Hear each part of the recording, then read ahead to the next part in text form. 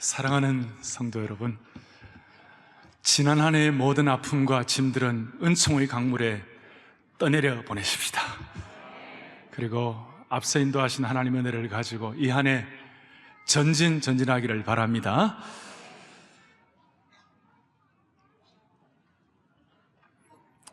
오늘 21절 보면 이 백성은 나를 위해 지었는데 뭐라고 말씀하는가 하면, 하나님 우리를 지으신 이유가 하나님을 뭐하게 하기 위해서 했다고요? 나를 찬송하게 하려. 그래서 이 한 해 동안 우리가 하나님의 백성 된 표가 뭐냐면, 좌절과 실망과 아픔과 어려움을 얘기하기보다는 우리가 서로 덕담하고 격려하고 찬양하고 기뻐하는 것이 주님의 뜻인 줄로 믿습니다. 정말 오늘 이 예배 참석한 모든 성도들 이 한 해 동안 주님을 찬송하는 주의 백성 되기를 원합니다. 제가 원래 우리 교회 성도들을 위하여 뭘 하나 준비를 했어요. 그게 뭐냐면, 사랑의 교회 성도들은 일단 모든 성도들은 보아스의 인사를 가지고 이 한 해 동안 서로 격려하고 인사하면 좋겠다, 그런 생각을 했습니다. 그게 뭐냐면 룻기 2장 4절을 다 같이 보겠습니다. 같이 우리 크게 보겠습니다. 마침 보아스가 베들레헴에서부터 와서 베는 자들에게 이르되 여호와께서 너희와 함께 하시기를 원하노라 하니 그들이 대답하되 여호와께서 당신에게 복 주시기를 원하나이다 하니라. 아멘. 이 말씀은 참 독특한데요, 그 보아스라는, 여러분 아시죠? 나중에 룻이 보아스의 아내가 되는데, 참 그 상황 자체가 쉽진 않은 상황이었는데 이렇게 덕담하고 이렇게 격려하고 그러니까 무슨 일이 벌어졌냐면 예수님의 조상이 된 거예요. 할렐루야. 그래서 두 가지예요. 뭐라고 얘기하냐면 여호와께서 너희와 함께 하시기를 원하노라. 그러면 그 받는 사람은 여호와께서 당신에게 복 주시기를 원합니다. 그래서 인사를 어떻게 하냐면, 저 같은 경우는 사랑하는 성도 여러분, 주님이 여러분과 함께 하십니다. 주님이 함께 하십니다. 그러면 여러분들은 저보고 뭐라냐면, 목사님, 주님께서 복 주시기를 원합니다. 하실 수 있겠어요? 아니, 저하고 먼저 하지 말고 옆에 우리 부부가 같이, 가족이 같이 오셨으면 이렇게, 주님이 함께 하십니다. 주님이 복 주시기를 원합니다. 자, 이게 원래 2014년의 인사법입니다. 이제 이거 다 한번 해보시겠어요? 사랑하는 성도 여러분, 주님이 함께 하십니다.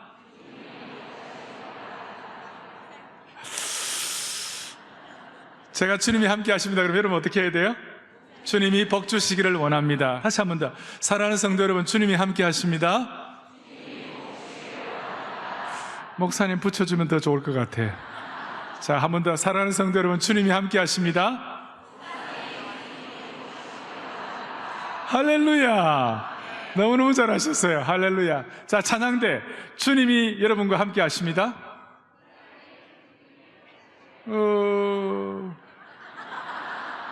조금 더 맞아야 될 것 같아. 한 번 더. 찬양대. 주님이 함께 하십니다.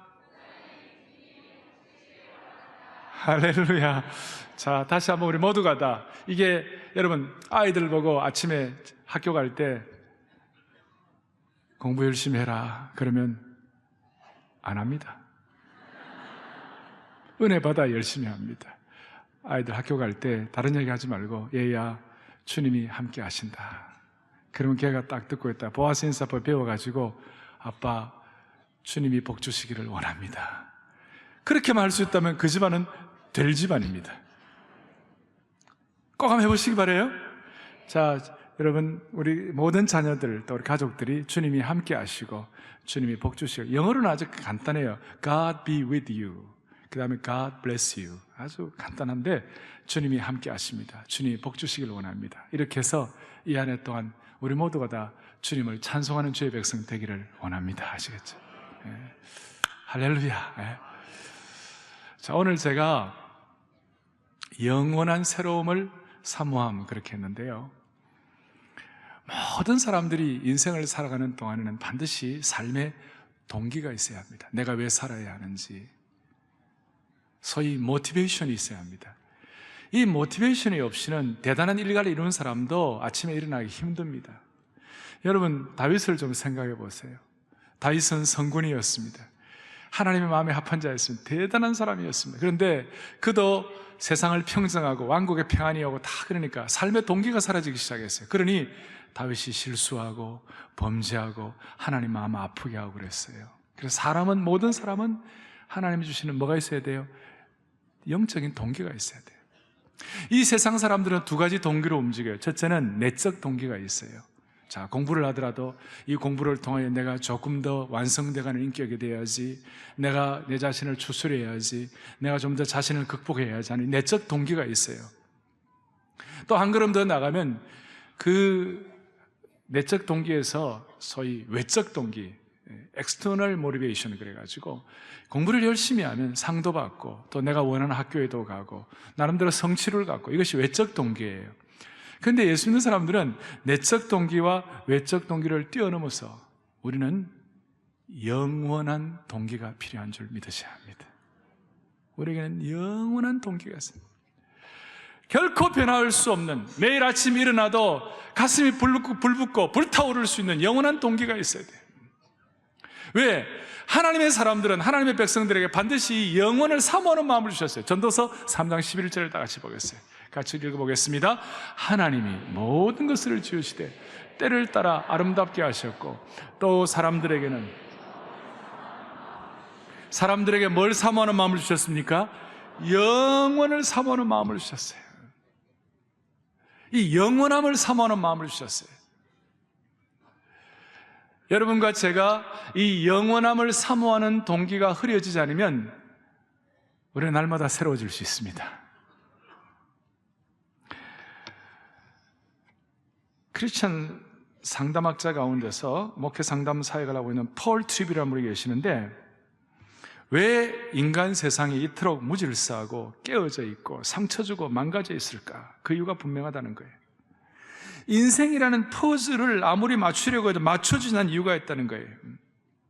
삶은 어떤 조각조각을 맞춰가지고 하나 완성되는 것이라고 할 수 있다면, 그것이 서로 어긋나서 잘 맞춰지지가 않는다는 거예요. 왜냐하면 그 인생의 중심에 영원함이라는 퍼즐이 없거나 어긋나 있기 때문에. 이 영원함이라는 이 퍼즐이 제대로 이렇게 잘 맞춰지면 인생이 자리를 잡는다는 거예요. 영원함에 대한 동기가 확고하게 된다면 여러분, 쓰레기와 보석이 구별됩니다. 영원함이라는 이 퍼즐이 제대로 갖춰지게 되면 여러분들은 소중한 것과 버릴 것이 구별이 됩니다. 실체와 껍데기가 구별이 됩니다. 오늘 하나님께서 저 여러분에게 영원함이라는 이 새로운 렌즈와 안경을 다시 한번 확보하게 해주셔서, 이번 안경 끼면 안경이 안 보이잖아요. 렌즈 껴도 렌즈가 안 보이잖아요. 그런데 그걸 끼면 흐릿하던 것이 다시 깨끗하게 보여지잖아요. 오늘 영원함이라는 인생의 동기를 통하여 우리의 삶에 흐려진 부분들이 새로워질 수 있으면 좋겠습니다. 그래서 제가 오늘 이런 말을 붙여봤어요. 영원한 새로움. 여러분, 영원한데 어떻게 새롭다고 말할 수 있어요? 그런데 하나님이 주시는 영원함에 대한 눈을 뜨면 매일매일 현재의 삶이 구태연해지거나 무뎌지지 않고 새로워진다는 것이에요. 영원한 동기에 대해서 눈을 뜨면 하나님이 현재를 새롭게 하신다는 거예요. 그래서 제가 이렇게 써보았어요. 읽어보겠습니다. 영원함에 대한 눈이 열리면 늘 새로운 현재를 살아갈 수 있다. 할렐루야. 새로움과 영원이 서로 통합되는 거예요. 순간순간 새로움을 추구할 수 있고, 순간순간 새로움을 사모할 수 있고, 순간순간 새로움을 체험하는 삶을 살아가도록 영원에 대한 동기가 이런 축복을 주시는 거예요. 그래서 영원에 대한 눈이 뜨면 우리는 날마다 새로운 현재를 살아갈 수 있어요. 오늘 이런 차원에서 영원한 새로움을 사모하는 교우들 되기를 바랍니다. 다시요. 이 한 해 매일매일 매 순간이 새로워지기를 원합니다. 구태해지거나 둔해지거나 둔탁해지거나 굳어지지 말게 하시고 매일 매 순간이 새로워지게 하여 주시옵소서. 날마다 뜨는 달도 오늘따라 더 새롭다. 그렇게 되기 위하여 오늘 본문을 통하여 큰 방향을 하나 잡고 적용을 한두 가지 하고 이렇게 하도록 하겠습니다. 오늘 본문은 여러분 잘 아시는 대로 이사야가 낙관론을 펼칠 수 없는 상황 가운데서도 오늘 이런 놀라운 예언을 하는 것입니다. 희망의 빛이 보이지 않으니까 실망하고 좌절하고 낙심하고, 이 낙심의 바이러스가 막 사람들에게 퍼져나가기 시작하는 거예요. 그 낙심의 바이러스가 퍼져나가는 상황 가운데서 오늘 하나님께서 이사야를 통하여 놀라운 예언의 말씀을 주시는 거예요. 뭐라고 말씀하시는 겁니까? 광야의 길을 내시겠다. 사막의 강을 내시겠다. 여러분, 이것은 가능한 것 아닙니다. 광야에 무슨 길이 있습니까? 사막에 무슨 강이 있어요? 불가능한 것입니다. 불가능한 것이 새로워진다는 거예요. 이렇게 말할 수 있어요. 광야의 길을 내시는 하나님, 사막의 강을 내시는 하나님, 광야의 길을 내시고 사막의 강을 내시기 위하여 은혜의 단비를 내리시는 하나님을 믿으면 우리는 영원한 새로움을 현재적으로 누릴 수가 있다, 이 말이에요.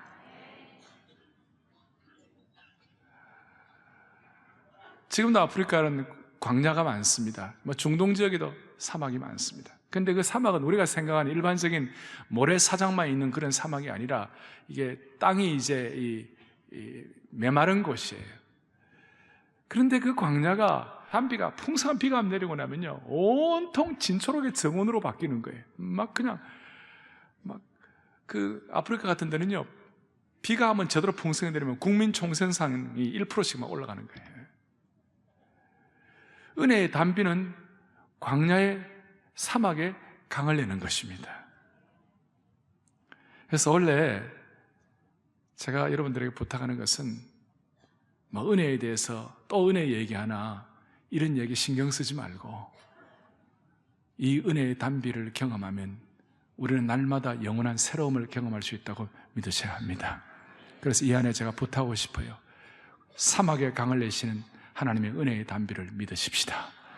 은혜에 대한 센스를 회복하기를 원합니다. 그래서 저는 이런 은혜는 파격적이라고 그랬어요. 사막에 강을 내는 것처럼 파격이 어디에 있습니까? 광야에 길을 내는 것처럼 급진적인 것이 어디에 있습니까? 어떤 면에서 거룩한 과격함입니다. 그래서 값싼 은혜라는 말은 있을 수가 없습니다.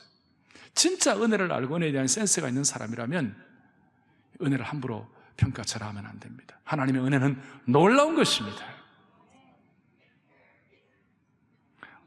특별히 이 가운데는, 이 예배에는 지금 교회 생활 오래 한 분도 계시고 또 처음 이렇게 우리 지인의 손에 끌려서 교회에 오신 분도 있을지 몰라요. 신앙생활 1천 분도 계실지 몰라요. 근데 특별히 교회에 오래 신앙생활 하는 분들은 은혜를 잘 압니다. 은혜를 공부했습니다. 은혜에 대해서 익숙합니다. 그런데 그 은혜가 너무 비상적입니다. 은혜가 너무 껍데기입니다. 은혜대로 살지를 못했습니다. 은혜의 실천이 없는 것입니다. 하나님께서 사랑의 교회 모든 성도들, 이 말씀을 듣는 모든 성도들에게 은혜의 센스를 회복시켜 주시면 좋겠습니다. 은혜에 관한 한 선수가 되십시오. 은혜에 관한 한 바짝 열린 그런 마음의 상태가 되십시오. 그래서 찬송한다를 하더라도 오늘도 보아라 광야에 화초가 피고 말랐던 시냇물, 그 다음 뭡니까? 흘러오네. 그냥 부르는 분들과 은혜가 뭔지, 은혜에 대한 센스가 무엇인지를 아는 사람, 은혜에 대한 채무의식을 가지고 부르는 사람은 달라요. 말 한마디 달라요. 표정 하나 달라요. 격려 하나 달라요. 아까 말씀한 대로 주님이 함께 하십니다. 주님이 복 주시기를 원합니다. 이걸 마음에 하나님 주신 은혜를 담아가지고 같이 서로 나눌 때에 거기에 광야의 길이 나오는 거예요. 사막의 강이 형성되는 것입니다. 이 은혜를 받으면 이런 고백을 합니다. 광야의 길과 사막의 강이 너무 귀한데, 그런데 그냥 되는 건 아니고 광야를 거쳐야 되고 사막을 거쳐야 한다. 고난이 있다, 이 말이에요. 어려운 과정을 거친다는 거예요. 그런데 은혜의 단비가 내리면 무슨 일이 벌어지는가 하면 결과를 미리 확신을 하는 거예요. 하나님께서 사막에 강을 내실 것이다. 결과를 미리 예측을 하는 거예요. 그래서 그 예측을 하고 나니까 여러분, 결과를 미리 알게 되면 고난도 고난이 아니고 고난을 통하여 우리가 더 정화되고 고난을 통하여 우리가 더 순결해지고 고난을 통하여 우리가 더 겸손해지고, 할렐루야. 그래서 이런 은혜에 대한 눈이 열렸기 때문에 이사야는 이제 이런 말씀을 하는데, 이것이 신구약 전체에 전체적인 통전적인 시각을 가지고 볼 때 광야의 길이 뭐냐, 사마의 강이 뭐냐, 우리가 이 전체적인 성경 전체의 그림을 가지고 이렇게 말할 수 있어요. 1차적으로 같이 1차적으로 시작. 1차적으로 이스라엘과 유다가 장차 포로로 잡혔다가 회복될 것임을, 그러니까 70년 포로 생활 끝나고 회복되어 올 자유와 회복을 선언하는 거예요. 2차적으로는 예수 그리스도의 이 땅의 초림으로 영적으로 마귀에게 포로로 잡혔던 죄인이 회복되는 것이 성취되는 것이 광야의 길을 내는 거예요. 자, 유대인의 포로가 되었다가 회복되는 것이고, 그 다음에는 영적으로 우리가 마귀의 포로가 되어 있다가 우리가 예수님의 보혈의 피와 능력으로 회복되는 것이, 이게 사막의 강을 내는 거예요. 3차적으로도 해볼까요? 함께요. 3차적으로는 이제 교회의 역사와 개인의 역사 속에 영적인 침체와 타락 속에 빠졌던 교회와 개인들이 계속적인 부흥과 회복으로 성취되는 거예요. 자, 여기에 눈이 열리기를 바랍니다.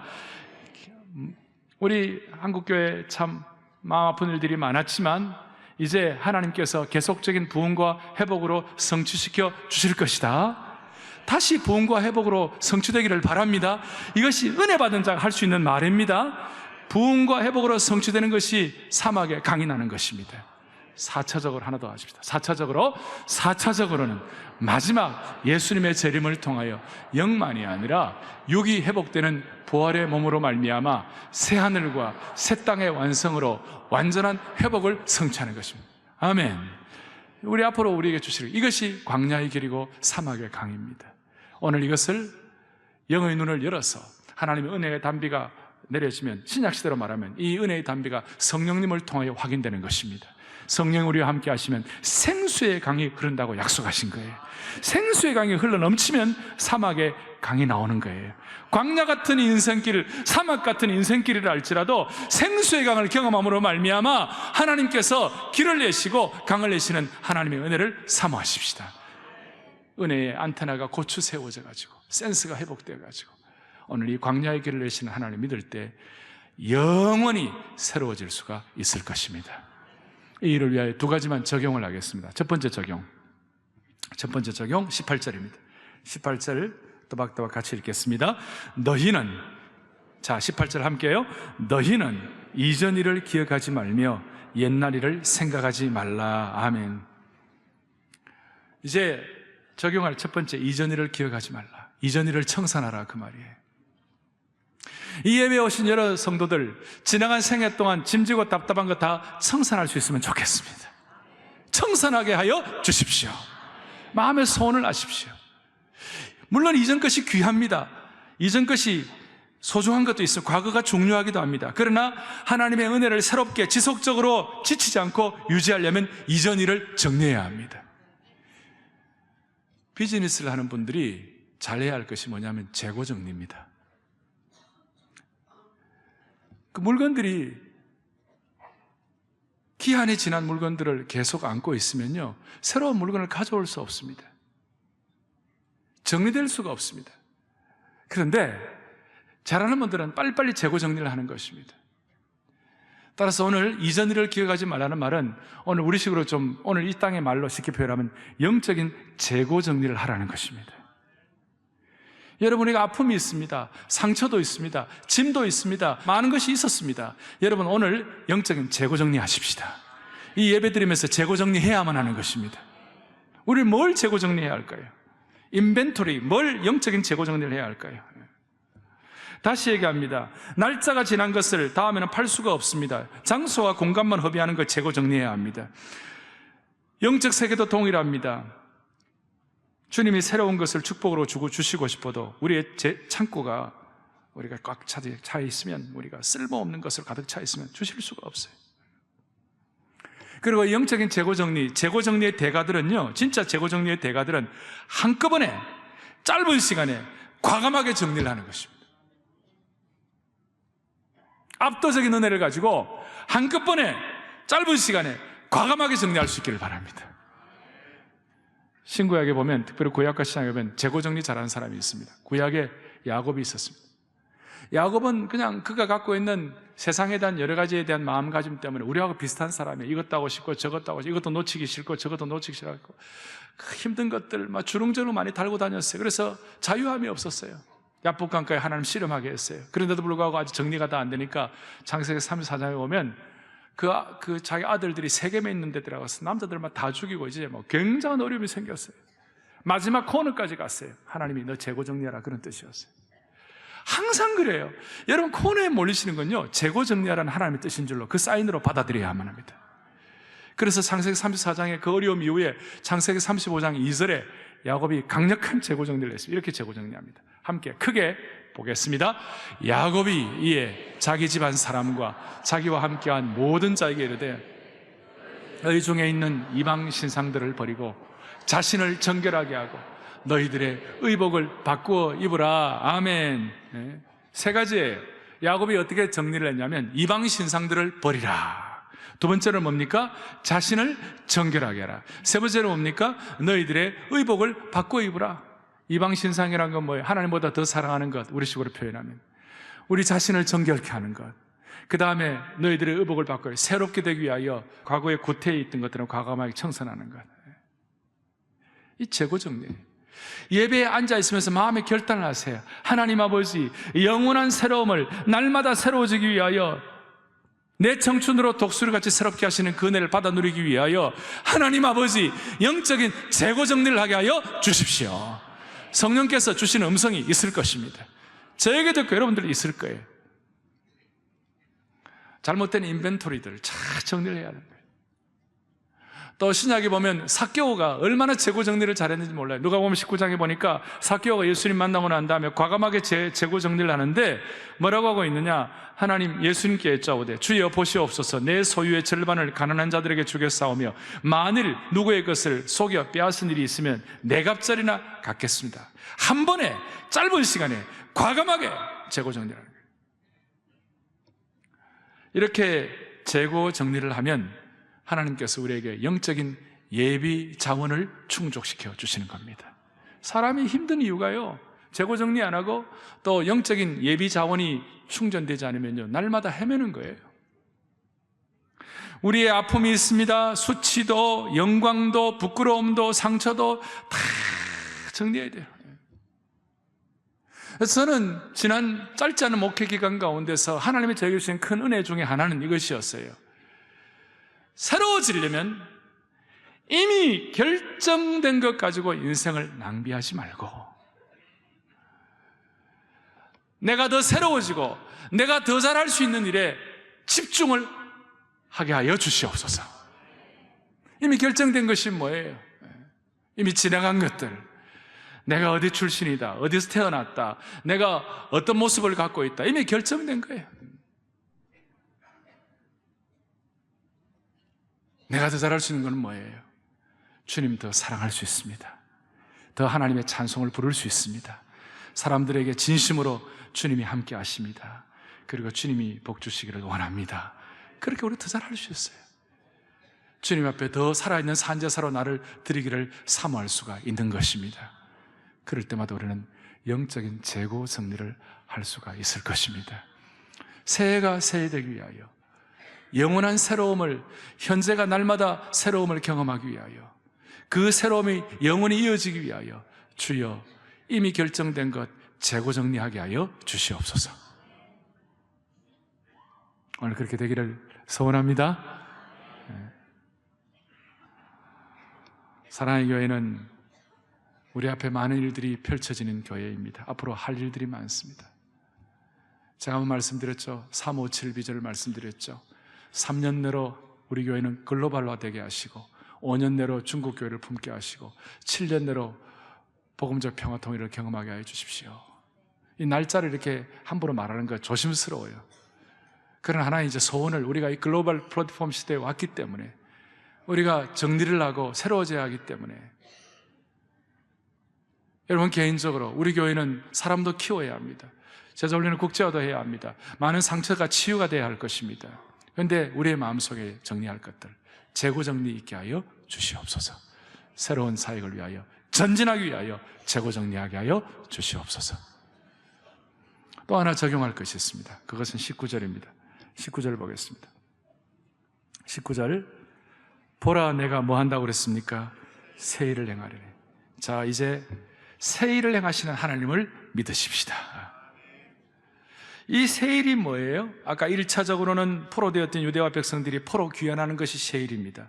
2차적으로는 죄와 허물로 죽은 우리들이 죄인으로서 구원받는 사람 되는 것, 죄인이 구원받는 게 2차적인 거예요. 3차적으로는 교회사 가운데, 우리 개인의 역사 가운데 회복과 부흥이라는 것이, 그것이 새 일이에요. 4차적으로는 예수님의 재림과 더불어 새하늘과 새 땅을 이루는 것이, 그것이 새 일이에요. 그렇게 새 일이 되기 위하여 우리의 마음속에 뭘 주셔야 되는가 하면, 새 포도주는 새 부대에 담아야 합니다. 굳어지지 말아야만 하는 것입니다. 새 가죽 부대 의식이 필요한 것입니다. 그래서 날마다 새로워져야 하는 것입니다. 날마다 새로워지게 해달라고. 그래서 여러분, 아까 제가 말씀한 대로 날마다 뜨는 달을 보면서 어제 뜨는 달이 또 떴구나가 아니라 오늘따라 어제 뜨는 달도 오늘따라 더 새롭다, 그렇게 마음을 열어야 합니다. 예를 들어 이런 것입니다. 자, 잠을 잡니다. 많은 사람들이 잠을 자는데 왜 잡니까? 주로 우리가 대답을 할 거예요. 피곤을 풀고 일하기 위하여 잘 잡니다, 이렇게 얘기할지 모르겠어요. 근데 우리가 왜 잡니까? 새 일에 대한 눈이 뜨여 있는 사람들은 새롭게 새 일을 경험하기 위하여 잠을 자게 하여 주시옵소서. 잠자는 거, 피곤을 풀기 위해서 정도가 소극적인 거예요. 새로워지기 위하여. 오늘 예배를 드리는 우리가 하나님께 영광 돌리고 예배를 드립니다. 하나님께 영광 돌리고 마는 거, 우리가 새로워지기 위하여. 주일날 이 예배 안 드리면 뭔가 좀 약간 부채의식이 있어가지고 안 나오면 조금 찜찜하고, 나오려니까 조금 그렇게 되고. 여러분, 그거는 새 일을 경험하는 사람들의 태도가 아니에요. 매주일마다 새로워지기를 원해요. 그래서 이 강단이 매주일마다 새로워지는 강단이 되게 하시고, 매주일마다 새로워진 예배를 드림으로 말미암아 매주일마다 구원받는 하나님의 백성들이 일어났으면 좋겠어요. 매주일마다 새로워짐으로 말미암아 하나님께서 이 예배에 참석하는 성도들을 건강하고 성숙한 그리스도인으로서 성장시켜 주시기를 원합니다. 이게 새로워지는 거예요. 예배를 왜 드리는가? 하나님의 영광을 위하여, 새로워지기 위하여. 잠자는 것도, 예배 드리는 것도, 자동차 타는 것도 새로워지고. 목사님, 내 차는 너무 고물인데 뭐 고물 타고 다니면서 뭐 내가 새로워지겠습니까? 옛날 차인데. 여러분, 그런 게 아니에요. 고물차도요, 자꾸 권면하면요 새로워집니다. 제가 오늘 이런 제가 그 말씀을 앞분 예배에서 드렸는데요. 87년도에 제가 이제 캘리포니아에서 공부를 다 마치고 87년도에 미시간의 켈빈 신학교에서 공부를 또 하게 됐어요. 근데 그때마다 학생 그거니까 물론 목사 안수는 받았지만 그 학생 공부를 하니까 뭐 경제적으로 여유가 없었어요. 그리고 차는 타고 다니는데 어떻게 하냐 보니까 차가 싼 게 하나 있었어요. 800불짜리였어요. 800불짜리. 그런데 87년도에 그가 몇 년도형인가 하면 68년도형이었어요. 19년 된 차였어요.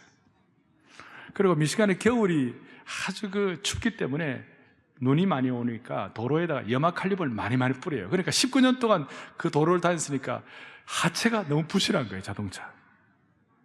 제가 탄 그 차는 브레이크 밟는 데가 뭐냐, 밑이 뚫려 있어요. 이거 말이 됩니까, 그게? 그리고 브레이크를 세게 밟으면 뭐 쇠조각들이 툭툭 떨어지는 거예요. 그리고 가스, 그러니까 기름 계기판도 없었어요. 고장이 나가지고. 그래서 알아서 넣고 얼마쯤 갔겠지 이렇게 상상을 해가지고 그래가는 고물이었어요. 그런데 제가 그걸 원망하지 않았어요. 원망하지 않고 오래된 차라도 오늘 이렇게 잘 가주니 고맙다. 자, 내일도 부탁한다. 탁탁 때리면 또 가는 거예요, 그냥. 그래가지고 하여튼 잘 타고 그 다음에 신학교 후배에게 물려줬어요, 또. 그 친구는 좀 타다가 나중에 버렸는데요. 예. 하여튼 있잖아요. 우리 고물 자동차가 뭐 되겠나 하지만 여러분 그걸 기분 나빠하지 아니하고 때려주면서 고맙다, 오늘도 잘 가주니 고맙다, 자꾸 이렇게 권면하고 격려하면 그 뭐 무생물 아무것도 아닌 것조차도 그것도 가주더라고요. 알 사람만 알도다. 자, 예를 들어 설명했지만 여러분, 우리는 불평할 일이 너무 많아요. 우리는 상처받을 일이 우리 앞에 산적이 있어요. 나 오늘 주님 뭐라고 말했어요? 21절에 나의 찬송을 불러다오, 하나님의 새 일에 대해서 눈을 열어다오. 고린도후서 4장 16절을 다 같이 보겠어요. 읽어보겠습니다. 시작. 그러므로 우리가 낙심하지 아니하노니 우리의 겉사람은 낡아지나 우리의 속사람은, 다시 한번, 우리의 속사람은 날로 새로워진다. 날로 새로워진다. 그래야 오늘 우리가 찬송한 것처럼 광야의 화초가 피고 메마른 곳이 하나님의 강수가 흘러나오는도다. 나의 가는 길 주님 인도하시네. 그는 보이지 않아도 날 위해 일하시는데 광야의 길을 만드시고 사막의 강을 내시는 하나님을 바라보라. 새 일을 행하시는 하나님을 바라보십시다. 정리하겠습니다. 제가 지난주에 추신수 선수에 대한 그 내용을 좀 읽어보았어요. 여러분, 사구라는 말이 있죠. 왼쪽 피처가 던지는데 자꾸 몸을 때리는 거예요. 그러니까 몸이 아프고 심지어는 그 공에 맞아가지고 왼쪽 엄지손가락이 부러지고 막 그러는 거예요. 그러니까 맞으면 나가게 돼 있거든요. 힘들어요. 그래서 그가 이런 고백을 해요. 왼쪽 피처가 서기만 해도 가슴이 움찔움찔하고 겁이 나고 힘들었다. 그런데 내가 그렇게 주저앉을 수 있겠는가? 뭔가 좀 변화되어야 안 됐는가? 뭔가 변화에 대한 새로운 것을 사모하면서 그냥 한 걸음 한 걸음에 나아갔다는 거예요. 제가 그걸 보면서 이런 생각을 했습니다. 그래서 그게 얼마나 맞았는가 하면 작년에도 26번이나 맞아가지고 26번을 맞았는데 그것이 또 진출하게 되는 출루율을 높여주는 일이 된 거예요. 이 한 해 동안 우리가 날카로운 공을 맞아야 될지 몰라요. 그것 때문에 우리에게 인간적인 두려움이 있을지도 몰라요. 그런데 오늘 우리에게 다시 한번 회복하십시다. 하나님은 우리에게 영원한 동기를 부여해 주시는 하나님이십니다. 믿음의 눈을 열어서 광야의 길을, 사막의 강을 내시는 하나님에 대해서 눈이 열리기를 바랍니다. 그게 구체적으로 뭔지는 제가 다 모르지만 제가 여러분들에게 크게 1, 2, 3, 4차를 말씀을 드렸어요. 이스라엘 민족에게 주시는 광야의 길, 죄인들에게 주시는 사막의 강, 교회사적으로 하나님의 백성들에게 주시는 광야의 길, 앞으로 우리에게 영원한 세계, 주님과 함께 우리가 맞아야 할 사막의 강, 이 영적인 세계에 대해서 우리가 함께 눈을 열고 우리가 뚜벅뚜벅 힘들지만 새로움을 향하여 하나님의 역사를 쓰는 그런 거룩한 주의 종들 되기를 간절히 바랍니다. 이 한 해 동안 이 은혜를 체험하시면 좋겠어요. 이제 사랑의 교회 입당한 지 저희들이 이제 몇 주 되었습니다. 이제 한 달쯤 됐는데 오시면서 어떤 생각이 드세요? 한 달 지나니까 벌써 약간 익숙해지셨어요? 익숙한 건 좋고, 근데 새로움이 날마다 있습니까? 들어오시면서 글로벌 광장에 발을 디딜 때마다 지난주에 발을 디뎠는데 오늘도 또 디디구나 이렇게 생각하지 말고 오늘따라 발을 디디니까 더 새롭다. 그럼 바로 밑에 사운파울로가 보일 겁니다. 요하네스버그가 보일 것입니다. 싱가포르가 보일 것입니다. 우리 같이 부정한 인생이 이방의 빛을 삼는 하나님의 꿈을 이룰 수 있도록 도와주십시오. 우리를 날카로운 칼과 마광한 화살을 만들어서 우리를 새롭게 하시고 이방을 위하여 쓰임받게 하시는 하나님이신 줄로 믿습니다. 그렇게 글로벌 광장에 들어오면서 새로운 눈을 갖고 보세요. 저는 이쪽을 제 방 들어가는데 쪽 보면 큰 사진이 걸려 있는데요. 이야, 이상하게도 오늘따라 그 사진이 더 새롭게 보이더라고요. 뭘 하나 보더라도 우리 자신의 어떤 안목이 아니라 말씀을 통하여 은혜의 단비를 받아 영적인 은혜의 센스를 회복함으로 말미암아 새로움을 확인하여 새로움에 대한 관한에서는 선수가 되시기를 바랍니다. 할렐루야. 여러분, 여기 성경 위에다 손을 좀 얹어 놓으십시오. 오늘 이 성경 18절부터 21절까지 이 내용에 손을 좀 얹어 보십시오. 하나님의 말씀은 살았고 운동력이 있습니다. 죽은 자를 살리시고 없는 것을 잊게 하신 하나님이십니다. 여러분이 하나님의 말씀은 우리가 죽은 하나님 믿는 것이 아니라 광야의 길을 내신 하나님을 믿는 것입니다. 어린아이처럼 순수한 마음으로 손 다 얹어주시고 재고 정리가 안 되는 부분들을 주님께 맡기십시다. 이미 결정된 것과 상처받는 것들 주님께 맡기십시다. 내가 더 잘할 수 있는 것에 목숨을 걸 수 있기를 바랍니다. 하나님의 나라는 말에 있지 않고 능력이 있는 줄로 믿습니다. 자, 여러분들 손 얹은 여러분들과 같이 기도하겠습니다. 자비로우신 하나님 아버지 감사합니다. 이 말씀을 믿고 순종하는 마음으로 말씀 위에 손을 얹었습니다. 오늘 이 말씀 그대로 우리의 삶에 확인되게 하여 주시옵소서. 영원한 데 새로운 데 눈을 열므로 말미암아 매일매일이 새로워지게 하여 주셔서 우리 하나님, 영원한 하나님이시지만 현재를 새롭게 하시는 그 하나님과 함께 동행함으로 말미암아 이 한 해 동안 주님과 함께 이런 고백을 하게 해 주십시오. 하나님, 내 인생의 광야에 하나님 아버지 길을 내어주시고 내 인생의 사막에 강을 내신 하나님이신 줄 믿고 찬양합니다. 이런 고백이 이 한 해 동안 새초부터 새말까지 이어지게 하여 주시옵소서. 영원한 새로움의 수혜자가 되게 하여 주시옵소서. 오늘 이 말씀으로 마음의 대청소, 신앙의 대청소를 함으로 말미암아 깨끗해져서 하나님이 무엇을 부어주셔도 어떤 것을 넣으셔도 될 만한 은총의 표징을 경험하게 하옵소서.